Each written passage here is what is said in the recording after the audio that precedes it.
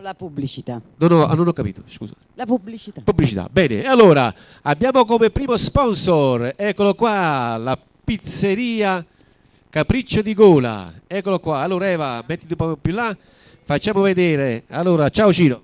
Buonasera. Non ho capito. Buonasera. Eccolo qua, sono come solo stasera. No, li voglio far sentire. Allora, Carlo. Allora, già l'acquolina in bocca si fa sentire dall'altro lato, tutte le persone che stanno guardando questa magnifica pizza, viene il logo, mamma mia, straordinario, eh? E allora, già Davide e Francesco si sentono di parlare perché dicono quanto è bella quella pizza, dopo. Allora, non andate di fretta che vi faccio mangiare la pizza, anzi un quarto d'ora. Va bene, allora, pizzeria Capriccio di Gola, amici, adiacente Rocco Cocchia, cioè via Rocco Cocchia, nonché adiacente le giostrine di Rocco Cocchia, poi non mi ricordo come si chiamano le giostrine, tu ti ricordi? Parco Baby. Ah, Parco Baby, bravo Cino, hai visto?